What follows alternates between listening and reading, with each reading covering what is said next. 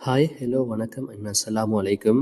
அன்பார்ந்த புவியியல் மாணவர்களே, அகவிசை தொழிற்பாடுகளோடு சம்பந்தப்பட்ட முதன்மையான பாடம் தான் இந்த புவித்தகட்ட அசைவு செயல்முறை. இந்த புவித்தகட்ட அசைவு செயல்முறையை இலகுவாக விளங்கிக் கொள்ளும் நோக்கில் இந்த வீடியோ தயாரிக்கப்பட்டிருக்கு. வாங்க வீடியோக்குள்ளால போகலாம். இந்த புவித்தகட்ட அசைவு செயல்முறை சமுத்திரத்தின் கீழ் பகுதியில் ஆராய்ச்சி செய்யப்பட்டதன் விளைவாக உருவாகின ஒரு செயல்முறையாக காணப்படுகிறது. பொதுவாக இந்த புவித்தகடுகள் 7 வகையான பிரதான தகடுகளாக காணப்படுகின்றன. வட அமெரிக்க தகடு, தென் அமெரிக்க தகடு, பசிபிக் தகடு, ஆப்பிரிக்கா தகடு, இந்தோ ஆஸ்திரேலிய தகடு, யுரேஷியன் தகடு, அந்தார்டிகா தகடு போன்றவைகளை நம்ம குறிப்பிட்டு காட்டக்கூடியதாக இருக்கு. மேலும் சிறிய தகடுகள் 9 காணப்படுகிறது.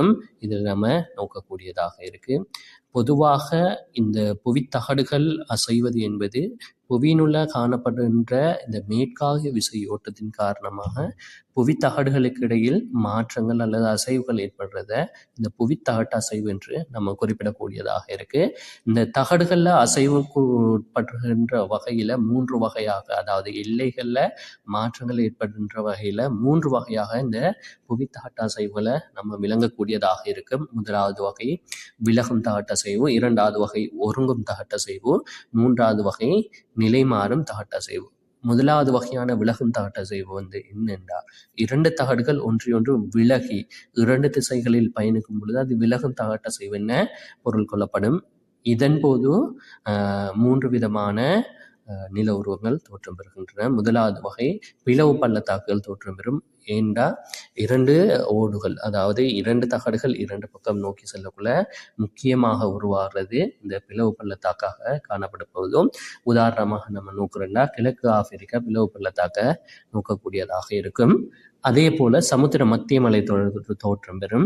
அதாவது தகடுகள் விலகும் பொழுது உண்டாகும் இடைவெளிகளில் மெக்மா குழம்பு என்ன செய்ய போது படிந்து குளிர்ச்சி அடைவதனூடாக சமுத்திரத்தின் மத்தியில மலை தொடர்களை உருவாக்கக்கூடியதாக இருக்கும். இதற்கு உதாரணமாக நம்ம குறிப்பிடுகின்ற அட்லாண்டிக் இஸ் வடிவ மலை தொடரை குறிப்பிடக்கூடியதாக இருக்கும். அதே போல புதிய சமுத்திர படுக்கைகள் உருவாகக்கூடியதை நம்ம பார்க்கக்கூடியதாக இருக்கு. அதே சம்பவம் தான் மெக்மா குழம்பு படிந்து இறுகுவதால அங்கு ஏற்படுற கடல் தரை பரவுதல் என்பதால ஒவ்வொரு வருடத்துக்கும் 10 சென்டிமீட்டர் நீளமான புதிய ஓடுகள் உருவாகின்றன என்று மதிப்பிடப்பட்டுள்ளதை நம்ம அடையக்கூடியதாக இருக்கு. இரண்டாம் வகை அசைவாக ஒருங்கும் தகட்டு அசைவை நம்ம நோக்கக்கூடியதாக இருக்கு. 2 தகடுகள் ஒன்றையொன்று எதிர்நோக்கியவாறு நகர்தல், அதாவது 2 தகடுகள் ஒன்றையொன்று நோக்கி நகரக்குள்ள இந்த ஒருங்கும் தகட்டு அசைவு தோற்றம் பெறும். கூடுதலாக இந்த ஒருங்கும் தகட்டு அசைவால மடிப்பு மலைகள் தோற்றம் பெறுவதை நம்ம காணக்கூடியதாக இருக்கு. இந்த ஒருங்கும் தகட்டு அசைவு எல்லைகள்ல 3 விதமான செயற்பாடுகளை நோக்கக்கூடியதாக இருக்கு. சமுத்திரமும் கண்டத்தாடு ஒருங்குதலும், அதாவது சமுத்திர தகடும் கண்டத்தாடும் ஒருங்கும் பொழுது பின்வரும் 2 செயற்பாடுகள் நடைபெறுவதை நம்ம கூடுதலாக பார்க்கலும். அதிக புவிநடுக்கம் மற்றும் எரிமலை வெடிப்புகள் ஏற்படுவதை பார்க்கக்கூடியதாக இருக்கு. சமுத்திர அகழிகள் தோற்றம் பெறும். கண்டத்தகடு ஒன்றின் கீழ் சமுத்திர தகடு ஒன்று அமிழும் பொழுது அகழிகள் தோற்றம் பெறும். உதாரணமா நம்ம குறிப்பிடக்கூடியது இந்த மரியான அகழியை குறிப்பிடலாம். எரிமலை தீவுகள் தோற்றம் பெறுவதையும் குறிப்பிடலாம். சமுத்திர தகடும் கண்டத்தகடும் ஒருங்கும் எல்லையில் எரிமலை செயற்பாடு இடம்பெறுவதோடு இவ்வெல்லையில் பாறை வட்டம் செயற்படுகின்றன. அதாவது ஒருங்கும் எல்லையின் ஓட்டுப்பகுதியில் கீழ் கொண்டு செல்லப்பட்டு உருகி அவை மீண்டும் சமுத்திர பகுதியில் எரிமலை செயற்பாட்டினூடாக வெளித்தள்ளப்பட்டு தீப்பாறை தீவுகளை உருவாக்கும். உதாரணமாக ஹவாய் தீவுகளை குறிப்பிடக்கூடியதாக இருக்கு. கண்டத்தகடும் கண்டத்தகடும் ஒருங்குதல் இரண்டாவது வகை. கண்டத்தகடுகள் ஒருங்குவதனூடாக கூடுதலாக மடிப்பு மலைகள் உருவாகுது. உதாரணமாக குறிப்பிட்டிருந்தா யுரேஷியன் தகடு தெற்காக நகர இந்திய ஆஸ்திரேலிய தகடு வடக்காக நகர்வதனால் 2 கண்ட தகடுகளின் எல்லையும் அடிப்புற்றி இமயமலை தோற்றம் பெற்றதை நம்ம காணக்கூடியதாக இருக்கு. மூன்றாவது வகை சமுத்திர தகடு ஒருங்கல்.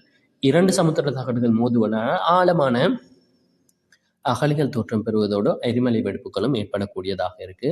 பொதுவாக 3ஆம் வகை தகட்டசைவு நிலைமாறும் தகட்டசைவு.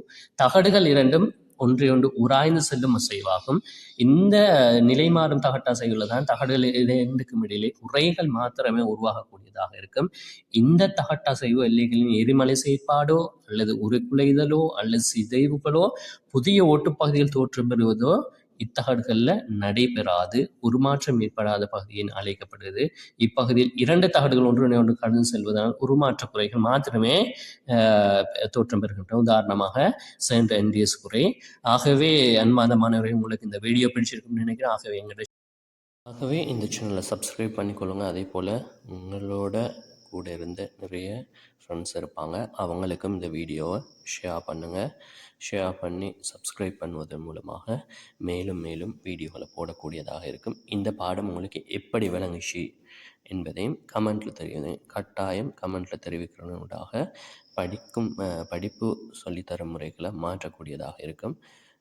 நன்றி கூறி விடைபெற்றுக் கொள்கிறேன். அஸ்ஸலாமு அலைக்கும் வரஹ்மத்துல்லாஹி வபரகாத்துஹு.